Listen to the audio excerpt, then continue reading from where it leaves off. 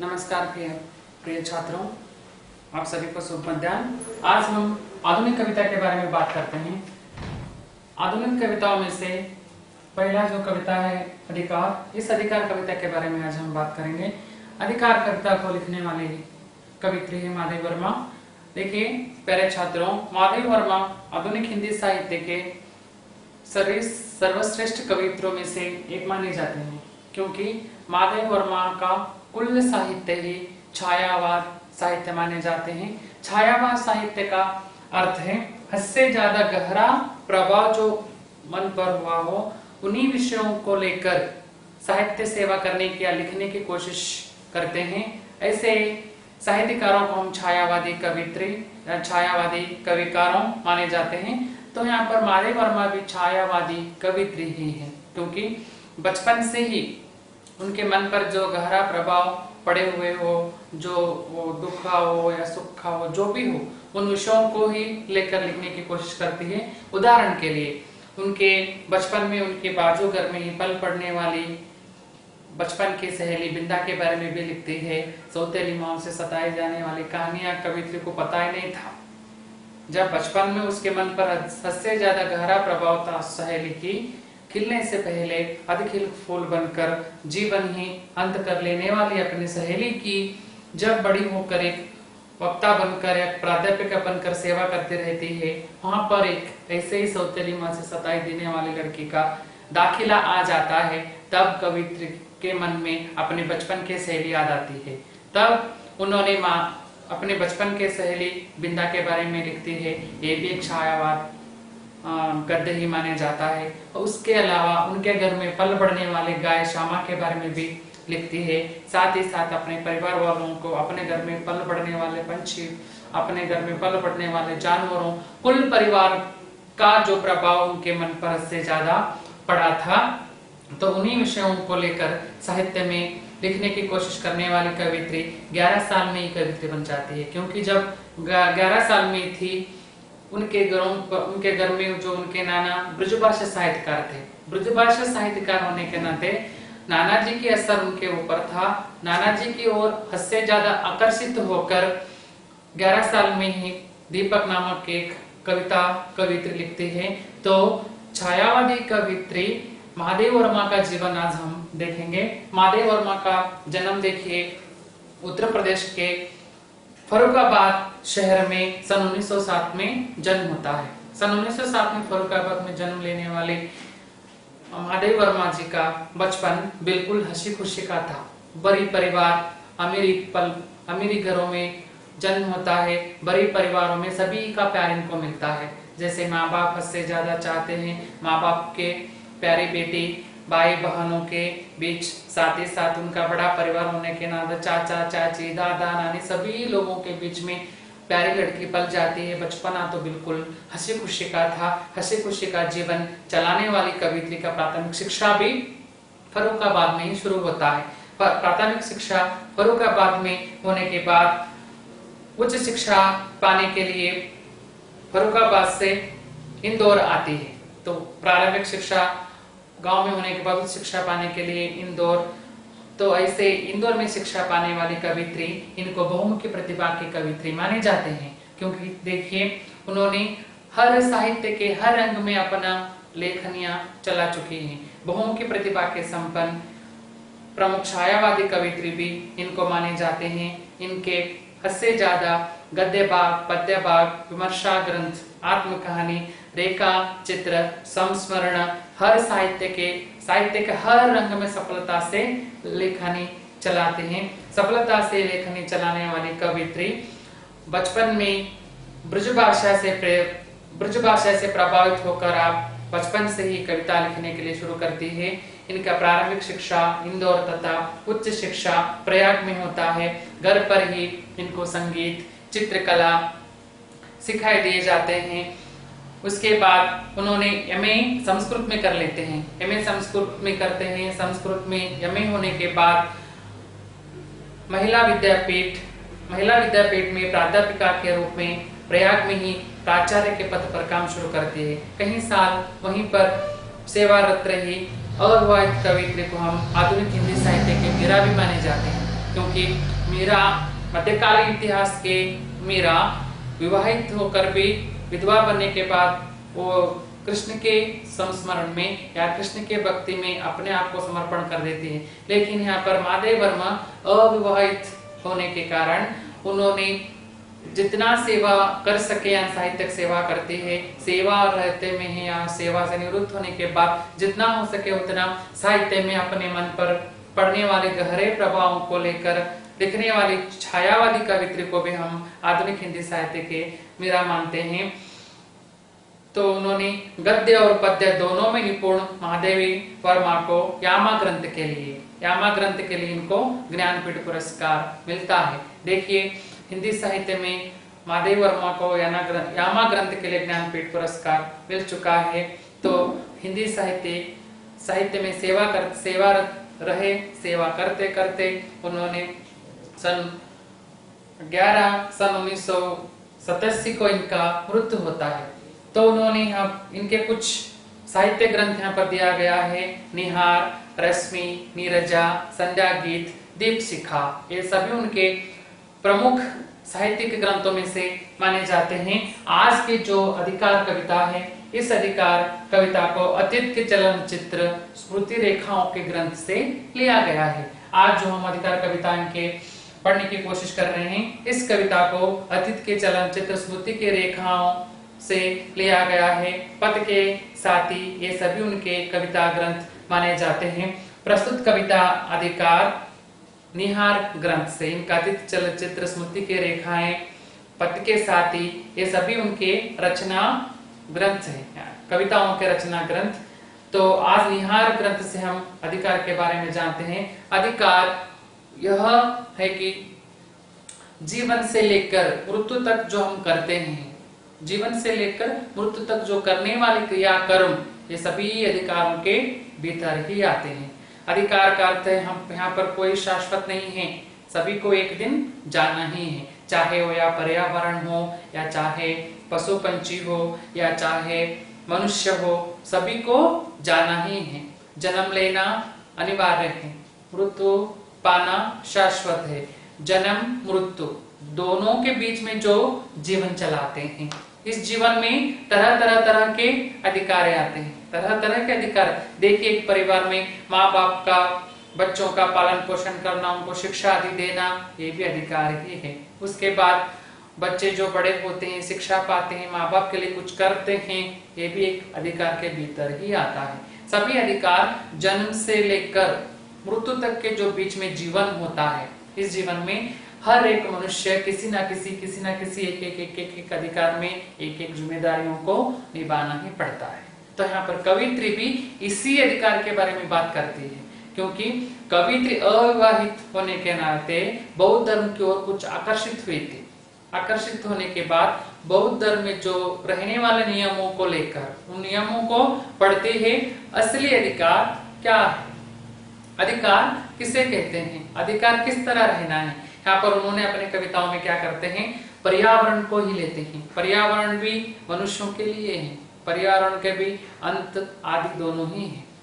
तो ऐसे पर्यावरणों को लेकर पर्यावरण में खिल बढ़ने वाले फूल, पौधे, पत्ते, निर्झर, नदी, नालों, सभी विषयों को यहाँ पर विवरण करते हैं।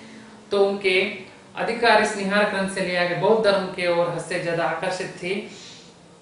तो इनके संपूर्ण अभिव्यक्ति उसी धर्म से परिवर्तन हो जाता है। वेदना, करुणा इनका प्रमुख अंग माने जाते हैं। प्रधान रूप से मुखाकृत है अपने वेदना का स्वागत करते हुए कहा है कि जिस लोक में अवसाद नहीं है, वेदना नहीं, ऐसे लोगों को लेकर क्या होगा। कवित्री कहती है जहाँ एक जीवन चलाने के लिए जीवन शुरू होता है, उस जीवन में सुख भी रहना है, दुख भी आना ही है। सुख दुख दोनों ही हैं। जहाँ सिर्फ सुख है, दुख नहीं है, तो जीवन जीवन नहीं कहलाएगा। जहाँ दुख है, सुख नहीं है, वो भी जीवन जीवन नहीं कहलाएगा। जीवन में सुख दुख दोनों ही होना चाहिए। कुछ क्षण के लिए हंसना है, कुछ क्षण के लिए रोना है। आंखें हैं हमारे, इन आंखों में आंसू आते रहते हैं। दुख के जो आंसू हो उसे हम दारिद्र्य कहते हैं, खुशी के जो आंसू आते हैं उसे मोती कहते हैं। ये सभी जीवन के ही तो आंखें हमारे हैं, जीवन हमारे हैं, आने वाले आंसू भी हमारे हैं। हम सुख के पलों को ऐसे स्वीकार करते हैं, दुख के पलों को इस तरह स्वीकार करते हैं। इन सभी विषयों को लेकर कवित्र कहते हैं कि जहां मिटना है, मिटने में ही जीवन है। अमरत्व किसी को भी नहीं, इस पर्यावरण में या सृष्टि में अमरत्व किसी को नहीं है। जन्म लेना है, मरते दम तक दूसरों के लिए कर्म करना है, अपने लिए नहीं, दूसरों के लिए कर्म करना है। इस दूसरों के लिए जो हम कर्म करते हैं, इसी कर्म में ही कभी सुख आता है, कभी दुख आता है। सभी सुख के दुख पलों को ही, उन्हीं में ही अमरत्व को ढूंढने की कोशिश करना है। कहती है जहां वेदना नहीं है वो दुनिया दुनिया नहीं कहलाएगा, जीवन जीवन नहीं कहलाएगा। इसलिए वेदना भी रहना चाहिए और प्रेम भी रहना चाहिए, करुणा भी रहना चाहिए। इन सभी विषयों के बीच में हम जब जीवन चलाते हैं, यही एक सफलता जीवन कहते हैं। जीवन की सार्थकता परिस्थितियों से डटकर मुकाबला करने में है, ना पलायन करने में नहीं।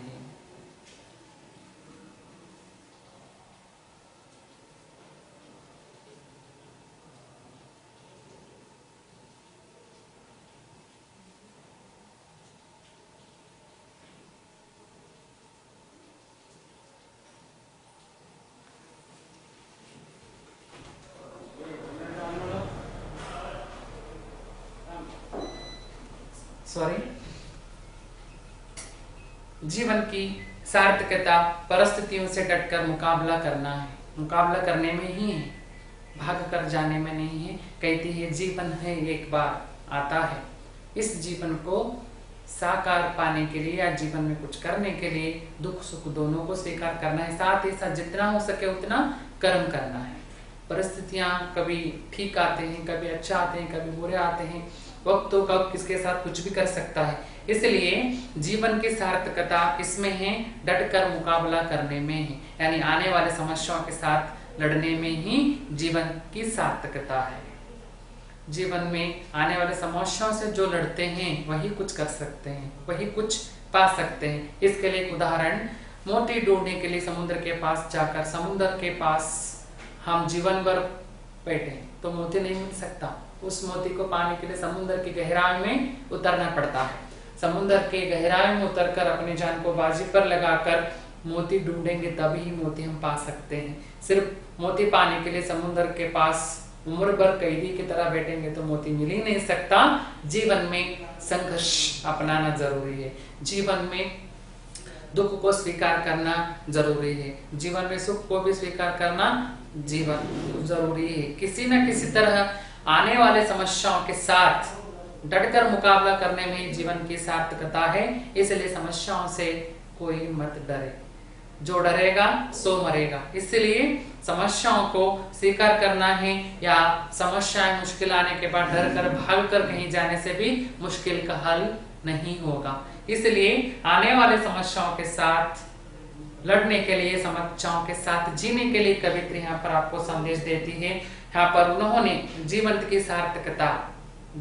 सार्थकता बताने के लिए कुछ उदाहरण यहाँ पर लेते हैं। उन्हीं उदाहरणों के मुखांतर कवित्री अधिकार के प्रति, अधिकार किस तरह होना चाहिए, अधिकार किस लिए होना चाहिए, अधिकार का महत्वपूर्ण अर्थ क्या है, यहाँ पर उन्होंने बताने के लिए फूल, तारे, बादल, वसंत आदि प्रकृति के विषयों को लेते हैं। क्योंकि छात्रों, प्रकृति सर्वशक्तिमान है, प्रकृति सब कुछ कर सकता है। चाहे तो प्रकृति दुनिया को चला सकती है, चाहे तो प्रकृति दुनिया को डुबा भी सकती है। किस तरह चाहे उस तरह मनुष्यों को, पशु पंछी प्राणियों को प्रकृति बचा सकती है। क्योंकि यहाँ पर सर्वशक्तिमान कहते हैं उसे, सब कुछ प्रकृति के गोदी में है। हम जो अन्न खाते हैं वो भी प्रकृति के गोदी से ही है, पीने के पानी प्रकृति की गोदी में है, जीने के लिए जो लेने वाला हवा भी प्रकृति से ही है। प्रकृति के बिना मनुष्यों का जीवन है ही नहीं, पर्यावरण के बिना मनुष्यों का जीवन चल ही नहीं सकता। ऐसे पर्यावरण के मदद से हम जीने वाले मनुष्यों को कवित्री प्रकृति में पल बढ़ने वाले फूल पौधों को ही लेकर, प्रकृति में चलने वाले सभी विषयों को लेकर यहाँ पर जीवन के प्रति, जीवन चलाने के लिए समझाने की कोशिश करते हैं। फूल, तारे, बादल, वसंत आदि प्रकृति के अनेक विषयों को लेकर उन्हीं बिंबों के प्रयोग से कवित्री ने जीवन के प्रति गहरी आस्था व्यक्त करती है। गहरी आस्था का अर्थ है जीवन के प्रति हद से ज्यादा खुशी उनको है। जीवन में जो करना चाहती थी सब कुछ कर चुकी है, अभी वो जो करना चाहती है करने की कोशिश करने के लिए प्रकृति से मिलने वाले सभी वस्तुओं को लेकर यहाँ पर कवित्री कविता लिखती है। कवित्री को वेदना का वह रूप प्रिय है जो मनुष्यों के संवेदनशील हृदय को समस्त संसार से बांध देता है। कवित्री को जो वस्तुओं से प्यार है, मनुष्यों को जिन वस्तुओं से प्यार है, उन्हीं वस्तुओं से मनुष्यों को कब दुख भी हो सकता है, उन्हीं वस्तुओं से मनुष्यों को कभी हद से ज्यादा वेदना भी सहना पड़ता है। वो सभी वस्तुएं कवित्रियों को प्रिय लगते हैं। कहते हैं पर्यावरण है, आज फूल फल पर्यावरण में पनपते हैं, कल सुबह होते ही दूसरों के लिए होते हैं। तो दूसरों के लिए जो समर्पण होते हैं वही इस दुनिया में असली अधिकार पाने वालों में से होते हैं। दूसरों के लिए अपनाने की शक्ति जिनमें है वही इस प्रकृति ही दूसरों के लिए है। कवित्री को वेदना का वह रूप प्रिय है जो सहने की शक्ति जिसमें है। पर्यावरण हम सब लोगों को सहता है, हद से ज्यादा नदी नालों को हम गंदगी करते हैं, न जाने जैसे चाहे पर्यावरण को हम नष्ट करते हैं, वो फिर भी वो हम लोगों को स्वीकार करता है। अमरों के लोग भी टुकरा कर अपने मिटने के अधिकार को बचाए रखना चाहती है। अमरों का अधिकार यानी अमरत्व। अमरत्व किसी को भी मिल ही नहीं सकता, क्योंकि यहाँ पर जितने भी मनुष्य पशु पंचु जन्म लिए हैं एक ना एक दिन मरना ही है, शाश्वत रहने वाले कोई नहीं है। तो कवित्री मर मिटने वाले जीवन को ही चाहती है, अमर बनकर रहना उनको पसंद नहीं है और मर मिटना चाहती है। मर मिटते तक यानी जीवन से लेकर अंत तक किसी ना किसी तरह से सेवा करना ही चाहती है, जितना हो सके उतना मदद करना ही चाहती है। तो बौद्ध धर्म से अनुवाओं को यानी अनुभवों को लेकर कवित्री इस कविता को लिखती है। अधिकार को बचाए रखने की कोशिश करने वाले जीवन में वेदना की अनुभूति का महत्वपूर्ण तथा संघर्ष पथ पर निरंतर आगे बढ़ने का संदेश इस कविता से मिलता है। देखिए, डटकर जीवन चलाना, यह संदेश भी इसी कविता से मिलता है। वेदनाओं को सहने की शक्ति भी इस कविता में दिया गया है। साथ ही साथ संघर्ष जीवन किस तरह चलाना है, क्योंकि जीवन ही एक संघर्ष है। जीवन हम पृथ्वी मनुष्य बनकर जन्म लिए हैं, डटकर मुकाबला करते हुए जीने के लिए। हमारे जीवन में अनेक तरह के समस्याएं आते हैं, एक नहीं दो नहीं हजारों प्रकार के समस्या आते हैं। बचपन से लेकर मृत्यु तक हम 4 अवस्था में गुजरते रहते हैं, जैसे बाल्यावस्था, यौवनावस्था, गृहस्थाश्रम, वानप्रस्थाश्रम। इन्हीं सभी अवस्थाओं में मनुष्यों को एक ना एक समस्याएं आते ही हैं। उन समस्याओं का हल मिल भी जाता है। समस्याओं के साथ डटकर मुकाबला करने वालों को ही कवित्री यहाँ पर संदेश देती है कि अमरत्व किसी को भी नहीं है। अमरत्व किसी को भी नहीं मिलेगा, क्योंकि वो मिलने वाला वस्तु नहीं है। हम मनुष्य बनकर जन्म लिए हैं, मरना ही है। पशु पंछी बनकर पृथ्वी पर जन्म लिए ही हैं, मरना ही है। मनुष्य हम खुद के लिए मरते हैं, पशु पंछी दूसरों के लिए मरते हैं।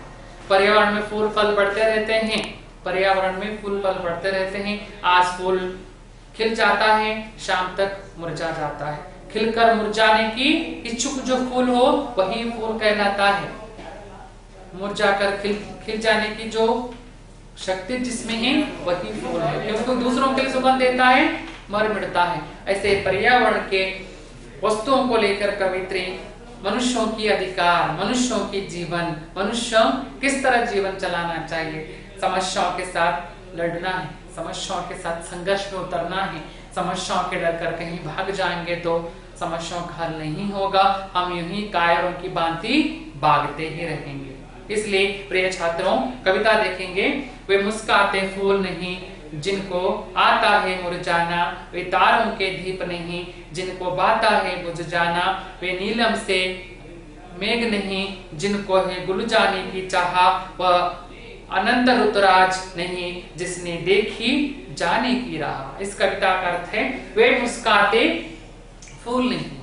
देखिए, सुबह सुबह हम खिले हुए फूलों को देखते हैं, खिले हुए फूलों को देखते हुए सुगंध देते हैं दूसरों के लिए। सुबह होते ही हमारे घर के आंगन में, हमारे बगीचे में फूल खिलते हैं तो वो खुद के लिए नहीं, दूसरों के लिए खिलते हैं। अपने सुगंध दूसरों के लिए समर्पित करते हैं। सुबह से शाम तक दूसरों को सुगंध देकर शाम संध्या समय होते ही वो मुरझा जाते हैं। उनका जीवन सुबह से शाम तक शाम में अंत हो जाता है। कवित्री ये कहती है, सुबह खिलकर शाम तक दूसरों को सुगंध देकर मुरझा जाते हैं, वही फूल फूल कहलाते हैं। जिनको आता है मुरझाना, मुरझाने के लिए जिन फूलों का आता है वही फूल है। दूसरों के लिए सुगंध देते हैं, सुबह खिलते हैं, शाम तक दूसरों के लिए सुगंध देते हैं, शाम होते ही वो मुरझा जाते हैं। उनका जीवन वहां पर अंत होता है, यही फूल है। फूलों का जीवन यही है, सुबह होते ही खिलते हैं, शाम होते ही मुरझा जाते हैं। सुबह खिलकर शाम मुरझाने वाले फूलों को ही हम फूल कहते हैं, यही फूल है। दूसरों के लिए अपने आप को समर्पण करते हैं। दूसरा पंक्ति देखिए, वे तारों के दीप नहीं जिनको बाता है बुझ जाना। जो हम दीप लगाते हैं, दीप दूसरों के लिए रोशनी देता है। इसलिए हम कहते हैं, संस्कृत में श्लोक है, तमसोमा ज्योतिर्गमय कहते हैं। तमस का अर्थ है अंधेरा, तमस का अर्थ अंधेरा। जहां अंधेरा छा जाता है, वहां पर हम दीप लगाते हैं। दीप लगाने के बाद उस दीप से चारों ओर रोशनी फैल जाती है। चारों ओर रोशनी फैल जाने के बाद दैत्य यानी तमस भाग जाता है, रोशनी शाश्वत के लिए रहता है। उस ज्योति जब तक चलता है कि उस डिबरी में तेल हो, तेल खत्म हो जाए बुझ जाता है।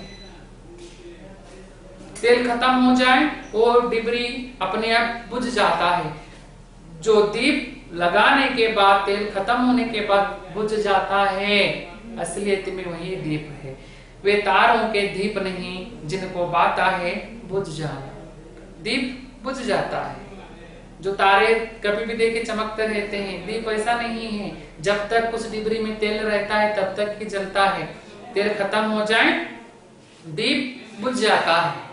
यानी लगाने के बाद जब तक तेल खत्म होता है तब तक ही दूसरों के लिए रोशनी देता है, यही दीप कहलाता है। शाश्वत के लिए रहने वाले दीप दीप नहीं कहलाते हैं, दूसरों के लिए, तमस को भगाने के लिए अपने आप को जलाकर दूसरों को रोशनी देते हैं। तेल खत्म होने के बाद अपने आप बुझ जाते हैं, ये दीप कहलाते हैं। इसलिए कहते हैं कि वे तारों के दीप नहीं जिनको भाता है बुझ जाना। बुझ जाने वाले दीप ही दीप कहलाते हैं। शाश्वत के लिए रोशनी देते रहें, वो दीप दीप नहीं कहलाएंगे। दीप को बुझना आना चाहिए, फूलों को मुरझाने के लिए आना चाहिए, दीप को बुझ जाने के लिए आना चाहिए। जो बुझने वाला दीप ही दीप है, मुरझाने वाले फूल ही फूल है। तीसरा पंक्ति देखिए, वे नीलम से मेघ नहीं जिनको है गुल जाने की चाह। आसमान के ओर हम देखते हैं तो काला कोहला बादल बन जाता है। वो बादल एक दूसरों से टकराकर बरसात देते हैं, पृथ्वी के लिए सिंचते हैं, पृथ्वी के लिए बरसात देते हैं। असलियत में यही बादल बादल कहलाते हैं। यही नीलम से मेघ का अर्थ है बादल, यही बादल बादल कहलाते हैं। तो बादल टकरा कर वहीं रहेंगे, पृथ्वी के लिए बरसात न देंगे तो बादल बादल नहीं कहलाएंगे। इसलिए एक दूसरों को टकरा कर पृथ्वी के लिए जो बरसात देते हैं, यही बादल कहलाते हैं। वो अनंत ऋतुराज नहीं जिसने देखी जाने की राह। जैसे बरसात शुरू होते ही ऋतुराज पृथ्वी के लिए बरसने के लिए शुरू कर देता है। पृथ्वी के लिए बरसात देना है, फिर क्षण के लिए मिट जाना है। बरसात आना क्षण के लिए मिट जाना है। अपने अस्तित्व को मिटाकर पृथ्वी के लिए जो सिंचाई देने वाले, पृथ्वी के लिए पानी देने वाले, पृथ्वी में हरियाली पनपने के लिए अपने अस्तित्व पृथ्वी के लिए समर्पण करने की चाह जिसमें है, उसी को हम ऋतुराज कहते हैं, यानी बरसात ऋतुराज कहते हैं। बरसात आता है पृथ्वी के लिए, पृथ्वी अपना अस्तित्व बनाता है मनुष्यों के लिए। यहाँ पर कैसा है, बरसात पृथ्वी मनुष्य एक दूसरों के बीच अविनाभाव संबंध है। पृथ्वी के बिना मनुष्य नहीं है, मनुष्यों के बिना पृथ्वी नहीं है। पृथ्वी मनुष्यों को चलाने के लिए बरसात होना ही है, बिना बरसात से कुछ भी हो नहीं सकता। इसलिए इस ऋतु चक्रों में बांधे जाने वाले हम जो बरसात के लिए इंतजार करते, काले कोहरे बादल बन जाते हैं, एक दूसरों के लिए टकराते हैं तो पृथ्वी को बरसात देते हैं। उसी बरसात को हम ऋतुराज कहते हैं। जो आसमान में बादल तो बने हैं, यहीं रह जाएंगे तो बादल बादल नहीं कहलाएंगे। एक दूसरों को टकरा कर, एक दूसरों से संघर्ष करते हुए पृथ्वी के लिए जो ऋतुराज के रूप में या बरसात के रूप में पृथ्वी को ठंडा कर देते हैं, पृथ्वी को पानी देते हैं, यही बरसात और बारिश कहलाते हैं, यही बादल और बरसात कहलाते हैं। इसीलिए ये बरसात बरसना भी जरूरी है, बादल बनना भी जरूरी है। बादल बनते हैं, बरसात के रूप में पृथ्वी के लिए नीचे आ जाते हैं। बरसात पानी बरसात के रूप में पृथ्वी के ऊपर गिर जाता है, नदी नालों भर जाते हैं। तो ये क्या है? एक दूसरों के लिए मर मिटने वाले वस्तुएं, वे नीलम से मेघ नहीं, जिनको है गुल जाने की चाहा, वह अनंत ऋतुराज नहीं, जिसने देखी जाने की राह। क्षण के लिए आकर क्षण के लिए जाने वाले बरसात बरसात नहीं कहलाएगा। पृथ्वी को ठंडा देना है, पृथ्वी के नदी नालों को भर जाना है, यही बरसात का काम है। इसलिए बरसात बादल बनना है, बरसात के रूप में नीचे आना है, उसका अस्तित्व वहां पर मिट जाता है, दूसरों के लिए अपने आप को समर्पण कर देता है वो बादल बरसात। इसलिए शाश्वत रहने वाले वस्तु नहीं कहलाएंगे, दूसरों के लिए समर्पण करना ही पर्यावरण का गुण माने जाते हैं। आप तीसरा पंक्ति देखिए, वे सोने से नयन नहीं, जिनमें बनते आंसू मोती, वे प्राणों के सेज नहीं, जिनमें बेसुदा पीड़ा सोती। देखिए आंखें हैं हमारे, आंखें हैं तो आंखों में आंसू आना जरूरी है। वो आंसू में खुशी का हो या दुख का हो, किसी रूप का हो, आंखों में आंसू आना जरूरी। वे सोने से नयन, हमारे आंखें हैं, आंखों में आंसू बनना जरूरी है, आंसू आना जरूरी है। आंसू आएंगे तो ही आंखें कहलाएंगे, आंसू न हो तो वो आंखें ही नहीं कहला सकते। आंसू जब आ सकते हैं, हम जीवन को सकारात्मक रूप से लेते हैं, जीवन को हद से ज्यादा चाहते हैं, जीवन को दूसरों के लिए समर्पण करने की इच्छा शक्ति हमें हो, तब ही उन आंखों में आंसू आ सकते हैं। आंसू आने वाले आंखों ही आंखें कहलाते हैं। वे प्राणों की सेज नहीं, जिनमें बेसुदा पीड़ास होती। कुछ जीव ऐसे होते हैं, हमेशा नकारात्मक विचारों के बारे में ही बात करते हैं, वो कुछ नहीं कर सकता। इसलिए जो हमारे भीतर छुपे हुए पीड़ाओं करते हैं समस्याएं, हमारे भीतर छुपे हुए समस्याएं, वही नकारात्मक सोच विचार। जो नकारात्मक सोच विचारों को छोड़कर जीवन को सफलता की ओर लेकर जाने की जो जीव है, वही जीव कहलाएगा। दूसरों के लिए अपने आप को समर्पण करने की जो जीव है, वही जीव कहलाएगा। वह प्राणों की से, जिसमें एक काया में प्राण है, जीव है।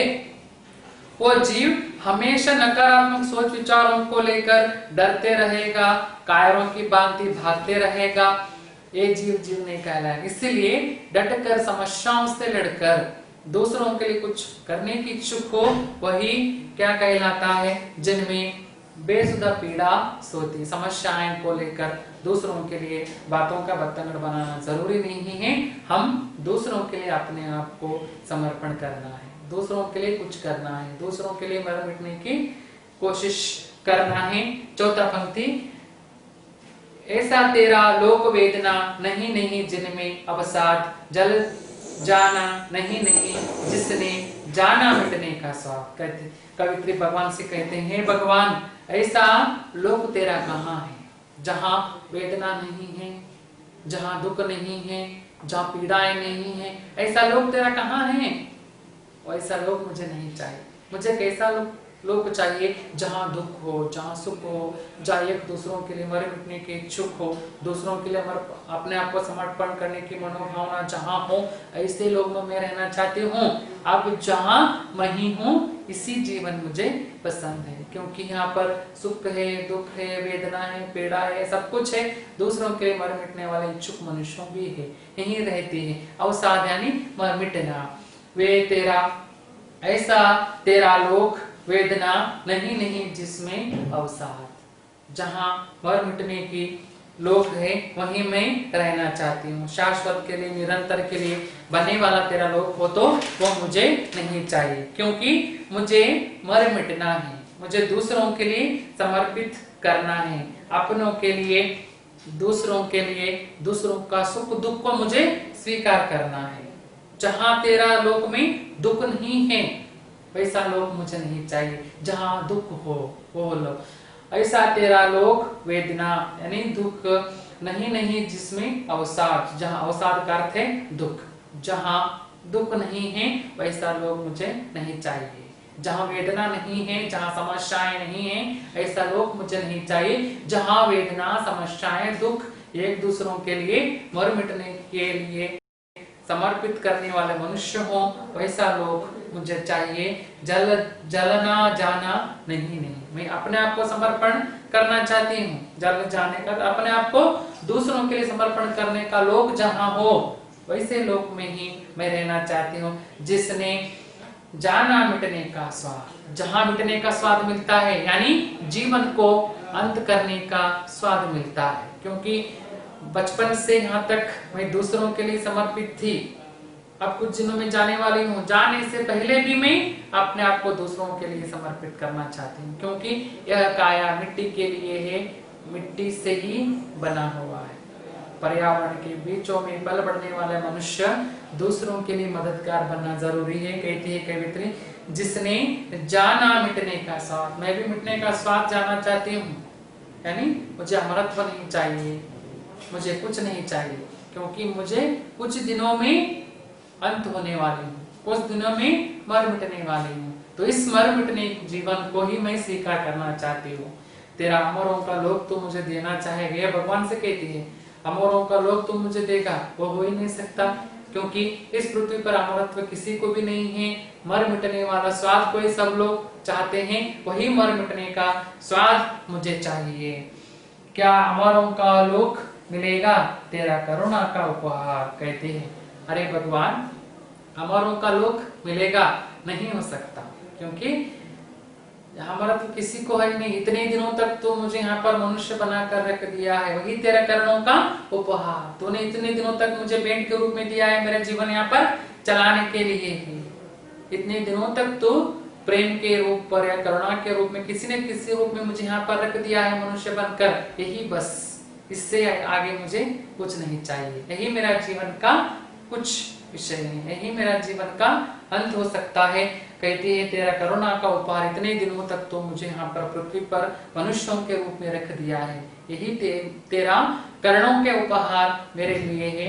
तेरा महत्वपूर्ण भेंट मेरे लिए है, रहने दो हे देव, अरे यह मर मिटने का अधिकार। कहती है कि रहने दो देव, अमरत्व तो नहीं दे सकता, अमरत्व किसी को मिल ही नहीं सकता। इतने दिनों तक मनुष्य बनकर मुझे जीने का अधिकार इस पृथ्वी पर दिया है, मनुष्य बनकर दूसरों का सेवा करने के अधिकार तूने मुझे दिया है, और जितना दिन हो सके उतना दिन तक अधिकार कर चुकी हूँ। अब मुझे मर मिटना है, अब मुझे किसी अधिकार की जरूरत नहीं है, क्योंकि मैं जाने वाली हूँ। कहती है कि तेरा करुणा को उपहार से रहने दो देव, अरे बस मुझे अब जाना है, और यह मर मिटने का अधिकार मुझे मिटना है, अब मिटने का अधिकार दे दो। इससे बढ़िया अधिकार आप मुझे दे ही नहीं सकते, मैं ले नहीं सकती, इसलिए मर मिटने का अधिकार दे दो।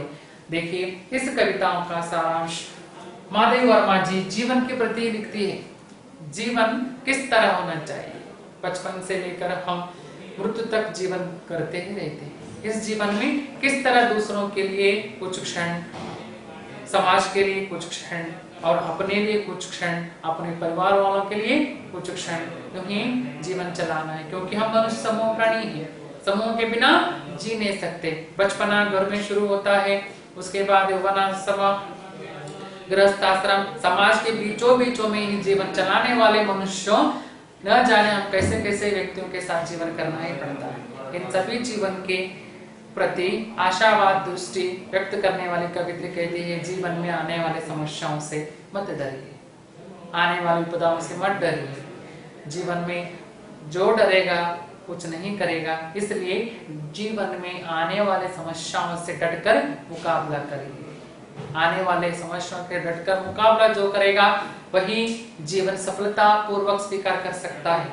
जीवन सब लोग चलाते हैं तो जीवन चला किसी न किसी तरह से जीवन चलाना नहीं है। जीवन कैसे चलाना है?